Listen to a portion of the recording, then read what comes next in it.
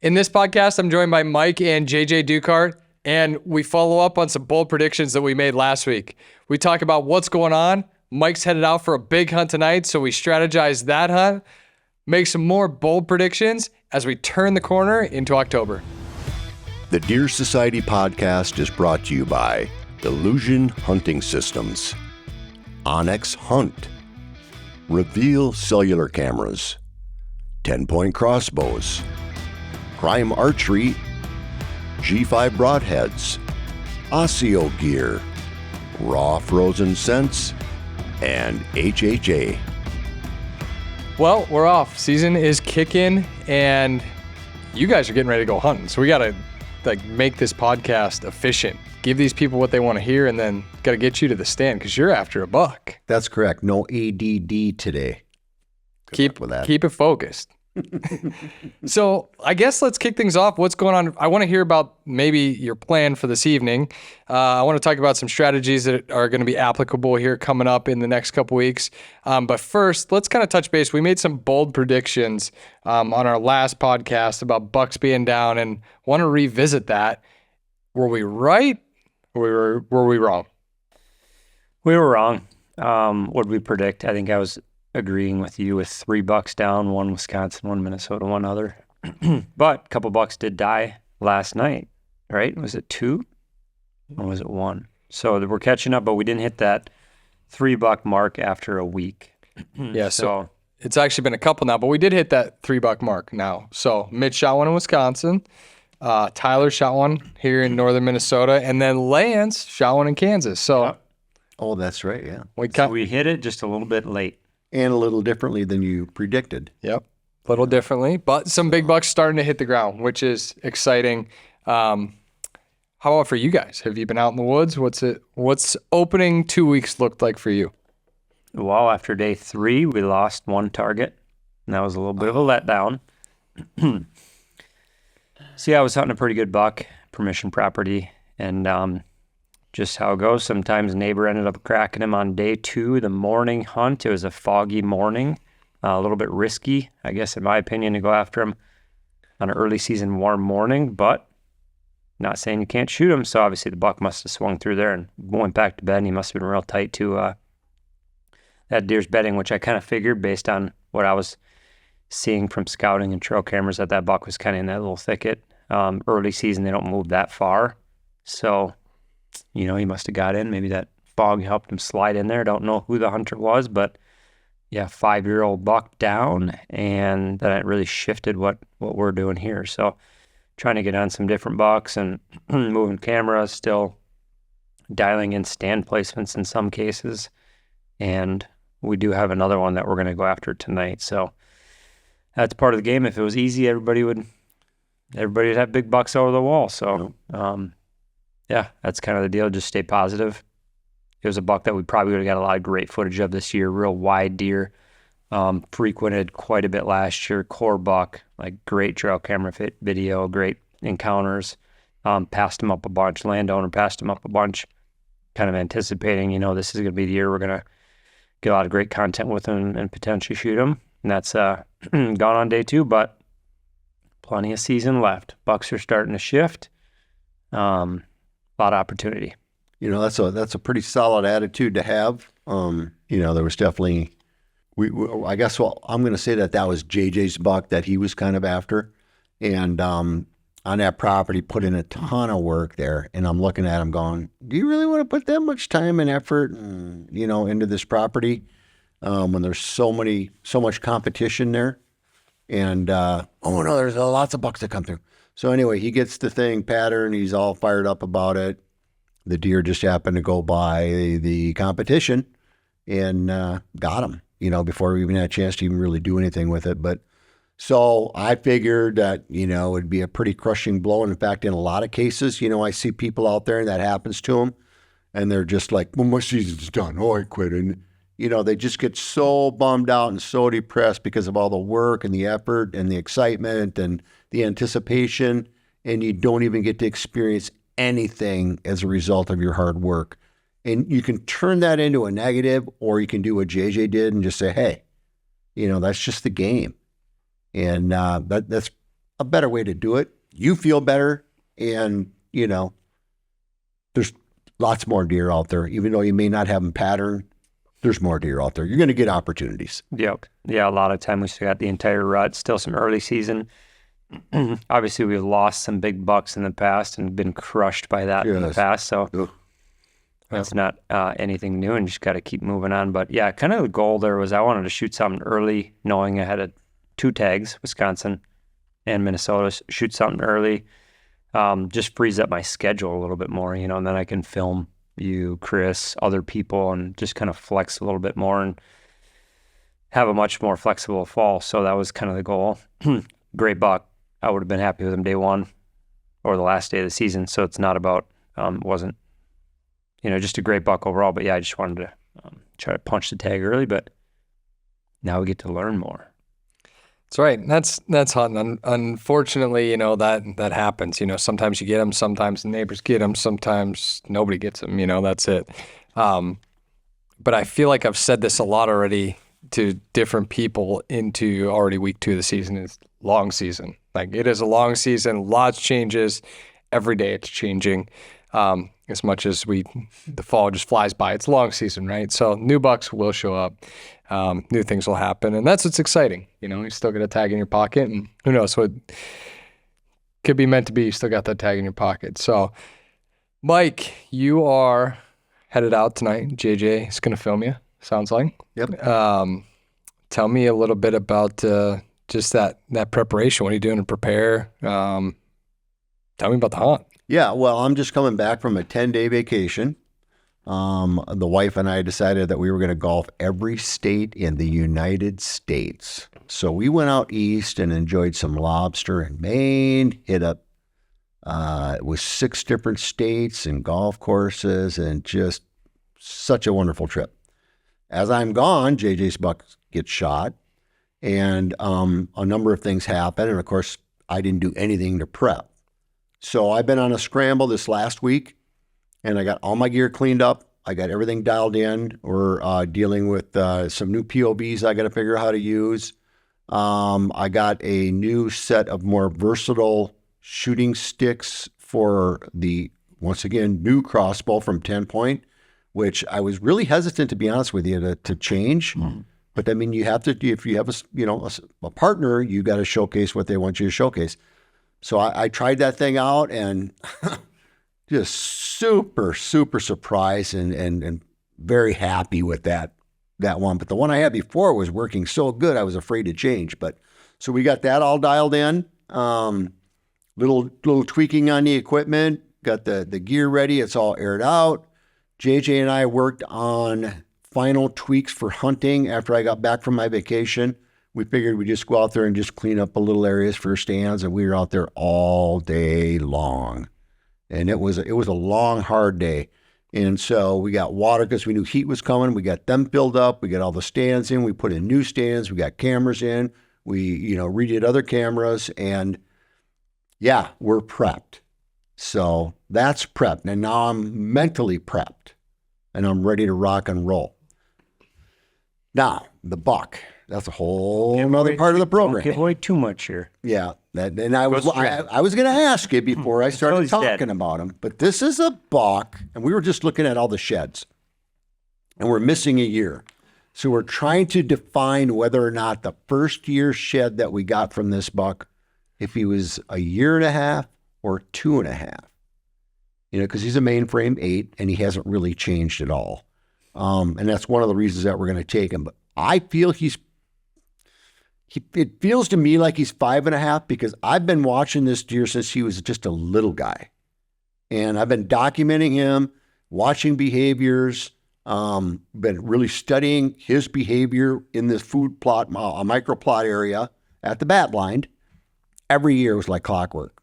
And this deer is a home deer. He was born on our property, and he has stayed on our property for a minimum of, we know he's at least 5.5. He may be 6.5. I'm going to say 5.5.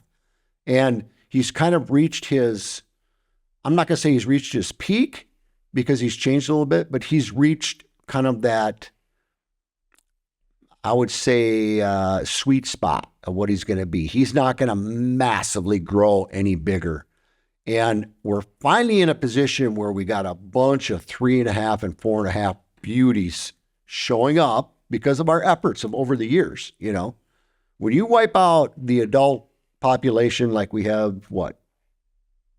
Well, we did it, 3 years ago when we took out the 2 big ones? I think it was 3 years ago. You got to wait for the next generation to come up, you know? And if somebody plucks one of them like they did to JJ on the other property, now you got to wait another year for another one to get up into that age group. And we're back in the sweet spot. Last year was not a sweet spot on that property. Chris took out the oldest buck on there the opening week, I think, wasn't it? Yeah. And so that property was pretty much done the whole year. There was one other one that potentially, and then one that we hadn't seen. We don't know if we made it or not. But we're back in a sweet spot again where we got 3.5s and 4.5s. Hope we have a good year where they survive. But we want him out of there, not just because he's a bad buck, but because we've been watching him for 5 years. It's time. He's not going to turn into 200 inches. And he's aggressive. Good point. He's aggressive. He was up there making scrapes, getting up on his back feet when he was 2.5 years old, up there acting like he's the big dog, you know? So yeah, he's an aggressive homebody deer, and it's actually kind of meaningful to me because of the history I personally had with this deer every single year, you know? And so it's going to be very fulfilling if we can pull off taking him. Well, you know, the cool thing about that buck is, like, we were looking at some trail camera pictures someone was at this morning or yesterday. Like, I always use this analogy, and it's like deer get to a certain point where, like, don't even look at their rack really, but like they get to a point where it's like, okay, the boy turned into a man, you know, and I feel like that's exactly what you see when you look at that deer. Cause like you look at his body and he just looks big, tankish, like it's not the right, but he's swolled up. He's got a big neck. His face looks old. Like, that to me is cool. Like I love that. And when you see that in a deer that you have history with, and it's like, boom, and it can happen in a year. It's like he shows up and you're like, wow, like the homeboy grew up. And that's exactly what happened because he got wore down last year. At the end of the year, I saw him and I'm like, dude, that looks like a 2.5-year-old deer, but I know it's him, you know? So he was wore down. And then as he was growing this spring and we watched him, like, oh yeah, you know, he's getting pretty decent. He didn't make a massive jump. He gained mass for sure. Got a mainframe 8, got a 9th point G4, and then got a split on a G1. I think it's even on the same side, wasn't it? And he gained mass at the bases. You can see it compared to his ears. He's got some nice bases. But then after his velvet shed and he got polished up and we hadn't seen it, he kind of disappeared for about a week or two. We're like, oh, I hope he didn't move, you know? Then he shows up on this camera going to get a drink of water and we saw exactly what you described. And he's got that jello look to his chest, you know, he's getting thickened up. His neck is starting to kind of, you know, get puffed up a little bit. And he kind of walks in there and he just kind of just stops and it's like a big Brahma bull kind of feel to him. Yeah. You know, like, dude, he's going down. Yeah. So, you know, it's hot out today. You know, we've had warm temperatures, starting to get some cool downs in nights now. We got a big cold front coming next week, but it's hot out. What is this setup like from a 30,000 foot view? I mean, are you hunting over a food plot, water, ground blind, tree stand? Just talk to me a little bit about what the approach is and what the strategy is behind the hunt tonight. Yeah, so it's a food plot that we actually planted the brassica systems in, and the deer completely demolished it. It started out strong, you know, put our fertilizers on it, started growing real well, and then the deer, there's just so many does in there. So that's kind of another topic, but we need to really thin the population down a little bit and really looking at some of those food plots you put in this year, Brian, with the fence around it and seeing bare dirt go directly into, you know, a 1.5 foot tall brassica just shows actually what that damage is from the deer that you don't see when you have no fence and the whole thing kind of gets eaten at the same time. He kind of just slowly disappears, like, what the heck happened to this food plot? So that's the case here. They just destroyed the primetime system, but we overseeded it with rye to just get something green in there. So it is a green source, which is good right now. And then a crabapple tree close by, a little water hole, and just one of them little micro plots that we typically like to hunt. And hunting this one out of a ground blind since there's no trees close by. And the big test tonight, not only is he going to show, but will the wind and thermals, work the way that we hope they're going to work. So real light 3-4 mile an hour wind, tucked into some areas where the wind does swirl. So we just need something to push our wind off because we're going to be within 10-15 yards of the deer if he pops out. So it's going to be close and see if you can get away with it. So my gear's actually been airing out for 3-4 weeks outside. I feel good about that. Going to do the whole phase process at home. Showering, brand new towels, brand new clothes, the whole thing that we've talked about in the past. There's been other podcasts where we deep dive into that. So if you want to learn more about the process there, we've had other videos, but yeah, big time scent control hunt tonight, big test. And the other thing about that is that blind, we put like a barrier behind it a little bit. So we tore out some cedars and brush and we kind of built up a little thing behind it. So we got kind of a weird wind swirl flow out of that where it actually, if you think you have a good wind with a south wind, it was kind of catching it and pushing it back toward that plot. I've never sat this blind and hunted it. JJ has. So he figured that out. So we did some strategic changes after he learned that. And so our entry now is going to be coming in directly from the edge of the property from the north side. And we're playing today a southeast wind. So hopefully that little bit of east to it, because the food plot we're talking about is just to the east edge on the east edge of the blind. So maybe that east wind will kind of keep that from swirling back out in that plot. And we'll kind of maybe push it down toward the area that we're coming from. So, but yeah, we don't go through, because of those wind swirls, we don't go through the same area to get to the blind like we did last year.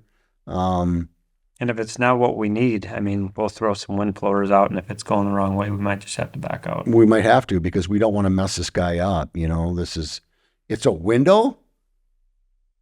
We know he uses the plot, but he wasn't exactly in this spot this morning, but he's darn close by.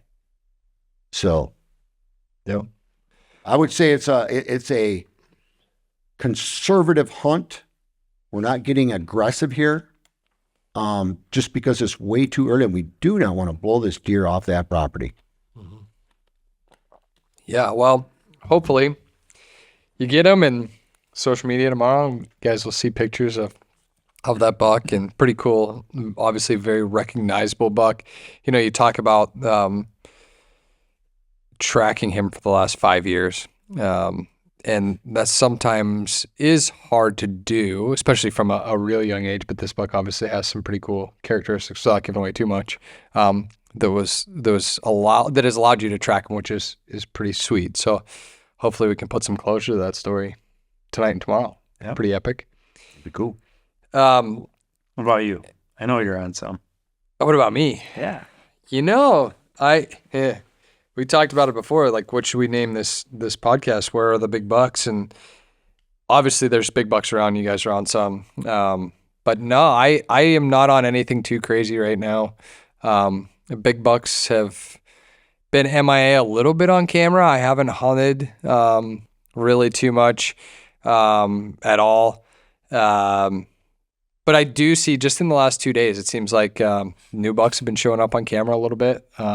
There's a few mature bucks around that are a little tempting. Nothing giant rack-wise, but definitely super mature.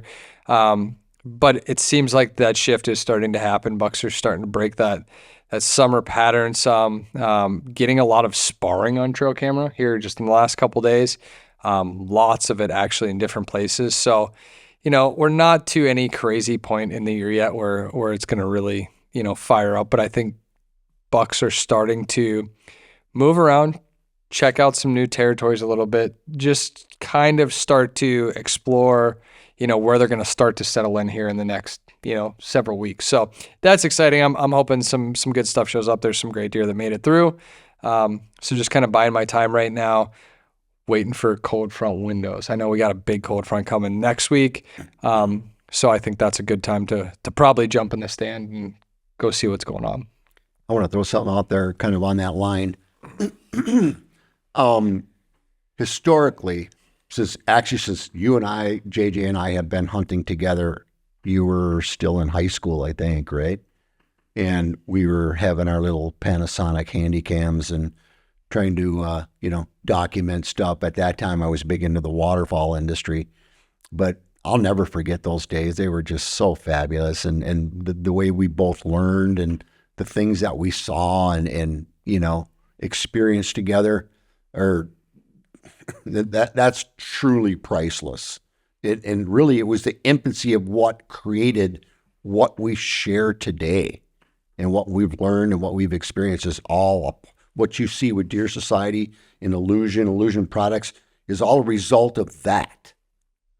Obviously much more, after those, infancy years. But anyway, one of the things that I have picked up over this time period, and it's kind of holding true, is right now we're here in Minnesota, it's September 26th today. 20 something today. Okay. And so we're getting toward the end of September, and a lot of people just get so excited they can't help it. They go out and they hunt hard and they hunt, and they mess their land up. But one thing I have learned is that over the years, is to be patient. And the first big move, unless you already have this deer patterned, the first big move of the alpha buck has always been that first week in October, the very beginning. And it's that first frost is that week too. And we're talking about that little cold front. I don't know if we'll get quite cold enough to get the frost this year, but I think that's the window. It's the same window. And for some reason, that the big alpha bucks just get up and they start looking at their territories that they've had for years, and they start checking stuff out. And they daylight. And we've experienced that with some massively old, big, huge deer throughout the years. And there's some real consistency to it. Mm-hmm. And it happened last year too. Mm-hmm. I know it was like the 12th or something of October, and I was heading with Chris up to Wisconsin. We were going to put out some mock scrapes and do some stuff, check out plots, look at, do cameras and stuff. And we're driving up there, and a picture came through on my phone, and it was the big one that morning, first frost. I was like, God. There was first frost. See, I don't know what it is about it. We've had some big ones back in the past. The big typical 12 and some other deer that the morning on that first frost they cruise through. So, I mean, it could be just more of that property because that's more of a cruising through property transition. Some that are more core, like they're already there. But now we can document it on camera, though. You know what I mean? It is crazy that happens. And I don't know, it's not going to get frost next week, and then it's going to warm back up. I don't know what the extent. It's supposed to get to 37 in the morning, I think, on Tuesday morning, and that's not quite is frost. It Wednesday morning, but or Tuesday morning? I think it's the night after the cold day. That evening morning, Wednesday morning, 7, and then the trend will warm up on Wednesday above Tuesday. But that morning between the 2 days is the real big dip overnight. Yeah, I'd imagine some deer are going to probably hit the dirt next week in that little cold snap. I don't know. But with that said, those are obviously like awesome days, cold fronts. A lot of deer die during these warm-ups too. Yeah. Chris's buck last year, south wind, hot, water hole. A guy that just shot one last night, Mitch. Hopefully tonight for us, 80-some degrees. Yeah, Mitch shot a big, I don't know what it was, 5, 6, big mature buck last night. I believe would counter say is over water. Yeah, I think so. So, I mean, it's hot. It's not a cold front. Right. Andre, I shot a couple years ago, hot. Yeah. Almost didn't go. He said, just go for it. So I went for it. So it's not like you need the cold front. Yeah. Because there's plenty of patterns and things that can get bucks up on their feet early season before they kind of chill out during that October lull.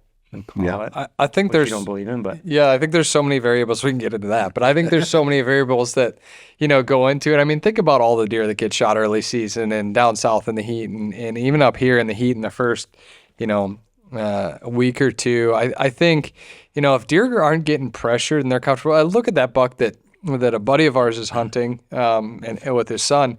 I mean, it has been warm, and that buck has daylighted 15 times in the last 17 days. I mean, and it's been hot. It doesn't matter. That buck is just in that little area. He's content. He feels protected. He's Safe. He's obviously doing something right because he's getting some pressure now, and he's still coming out there. He hasn't moved. So, I think as much as we fret sometimes about warm temperatures, I think they might affect us in our want to hunt, just as much as maybe even more than it affects the deer movement if a deer is comfortable in its pattern and comfortable in where it's living. Yeah, I mean, to that example, a buddy of ours on the south part of our town actually shot at the time the world record. It was a world record velvet. Yeah.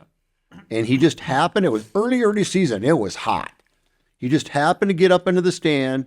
He knew the deer was in that area. So that was his core area. Got in there and he seen him.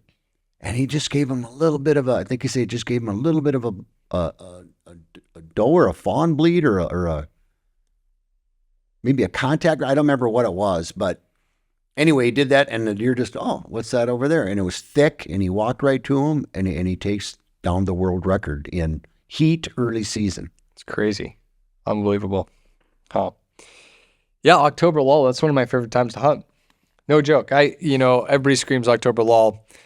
I know that it can be difficult, that first little section of October, but like we just talked, you get that first frost, you get a cold front coming through, you have deer that are, I think, also moving around. I think everybody screams, or a lot of people scream October lull because deer are shifting. So a lot of people that had deer, now those deer are shifting off and they're like, oh, well, they're not moving or they're gone. And when the other person, that's on the property next door might say, oh, there's a lot of deer around now. So I think it's one of those things. If you have a deer that, is feeling comfortable in where they're at, they're not pressured.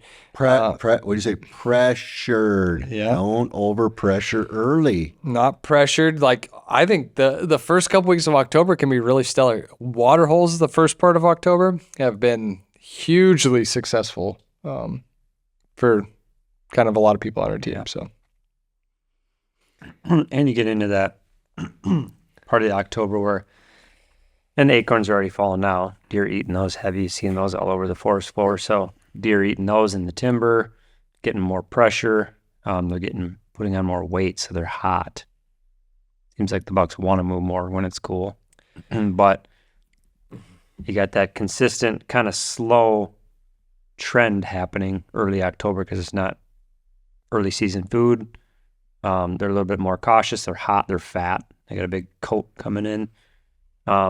So the weather almost has a bigger impact. And even I was curious what you were going to say about Red Moon tonight. I know you have the app. Yeah, the red moon was last week when we were doing all of our work, and I think it ran out Tuesday or Wednesday. I can look at it right now if you want. Yeah, because that's interesting too. Even if it is warm, what's the moon say? Is that going to impact? Yep. Just something to look at. Not saying that that's the magic guide or anything, but a lot of stuff. Yeah, a lot of variables. Food, the water, the heat. So yesterday was the last day of the red moon for this segment, and our buck showed this morning. So what's the pressure? In daylight. I don't know what it is. I haven't looked. We'll do a little analysis here. I don't have a target buck, so I haven't been paying. Well, I got. Let's take a peek at the. I'm not. The last time I hunted when it said absolutely the worst conditions possible is when I shot Andre. It was like the worst, barely even a bar. It does say bad. It says poor. Okay, so this is where you got to put things in perspective here. Okay, so we're looking at technology. We're looking at this, and that, and it says poor AM and bad PM. While our target buck showed up this morning Yeah. in daylight. So They don't disappear. they don't Right. go away. Yeah. I mean, and now it's going to be 81 degrees. I mean, well, it is 81 degrees. That's what we're going to go out into. So I'm still going to hunt no matter what the app says. Yeah. No doubt about that. I mean, all deer are a little different. Every situation's a little different. I will say, one of the things that I also noticed too, we just got onto a new piece over in Wisconsin. It's a small piece, and have some buddies that have hunted it in years past, and kind of got an invite into there, especially because my oldest boy Barrett, who's 6, is able to hunt now in Wisconsin with me. He's been shooting the crossbow a bunch. And so may try to take him over there and shoot something, but was over there doing some kind of on a speed scouting mission the beginning of this week, and hung some new cameras and just scouted it out. And I couldn't believe how opened up all the scrapes were over there. And then so obviously that's where I put a lot of cameras. And ever since then, man, like scrapes are very active. I've seen in the last 4 or 5 days, just even putting them on there. So if you're not paying attention to scrapes right now, start paying attention to. Yeah, starting to lay down and mark that territory. And that goes back to that big alpha buck that I talked about. He's going out and checking out his areas, at that first cold front frost. Now, remember, they're a lot smarter than the 2-year-old and the 3-year-old, In fact, to that point, this deer we're after, his behavior changed more this year than in any year we've watched him. He's gotten smart. He was nocturnal. Early, he's nocturnal. It's like, dude, really? He's going to parts of the property he never used to go to. It's just like, this guy's changed a lot. Sure. And I just want to throw something out there about, I was talking about the apps, it said bad and poor tonight, or poor and bad tonight, and the deer showed up.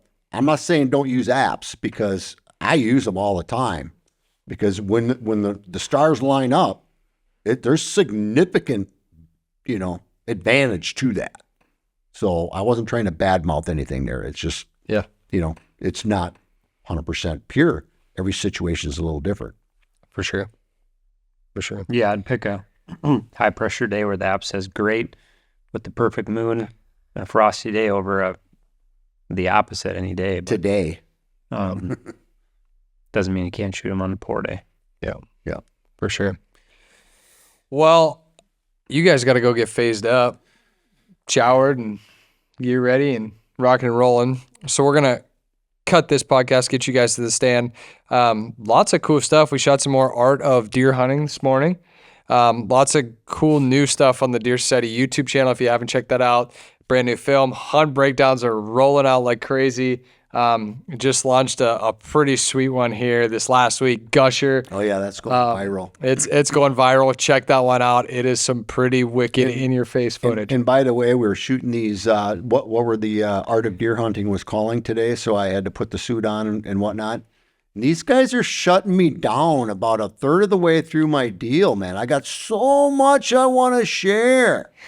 And they're holding me back. Let us know how long you want a video to be. Yeah. Yeah, actually, that would be a good idea. Is it 5 minutes? Is it 10? Or is it 12? Or is it about 27 the and a half? information?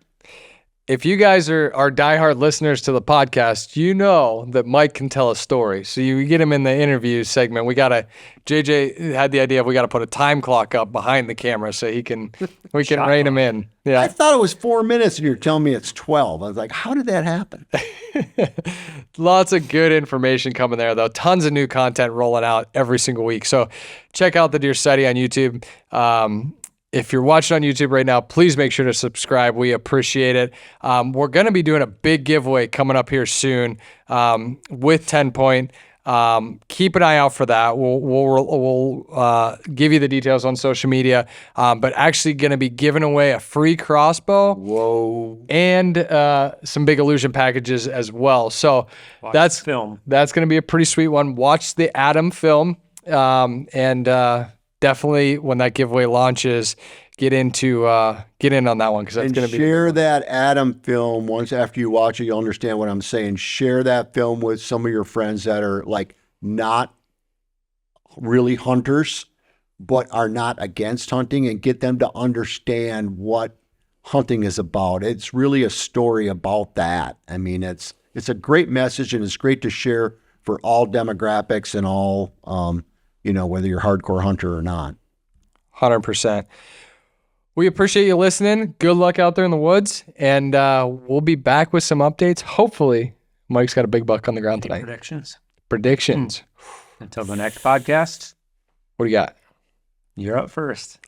I predict that by next podcast, there will be a buck down, 2 bucks down.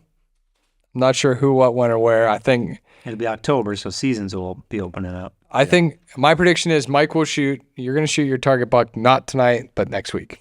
That's my prediction. And how many deer total? I'll say 2. 2. I'm going to predict that I shoot under 80 at least one time before our next podcast. Everybody's laughing over it because they know I can't shoot under 80 hardly ever. And a deer within the close group, either, and I don't want to say I'm going to get one, but I feel like it's going to happen. Or JJ or Brian or somebody in the core group, close group here at the headquarters is going to get one before we get to the next podcast. I think. What's the date? September 26th. 4 bucks down before the next podcast. Whoa. That is Iowa buck coming in hot right away for a new week. Oh, Connor, he's got me pretty hyped that he's going to get one. I'm not going to call Connor shooting a buck, but we'll put him in the mix. 1 Minnesota deer for sure. One is Kansas. Kansas is rocking and rolling. Rocking and rolling. Dude, in Kansas, archery. it's hot down there, and they're killing big deer right now. Yeah. I'll go with 4. 4 across the board, any state, any person. Oh, Man, that's a bold prediction. 4 bucks down. We'll see. But you guys better go get phased up. Plus, I get to schedule the podcast. Next podcast, November 28th. We'll see you then. The Deer Society podcast is brought to you by Illusion Hunting Systems, Onyx Hunt, Reveal Cellular Cameras, 10-Point Crossbows, Prime Archery, G5 Broadheads, Osseo Gear, Raw Frozen Scents, and HHA.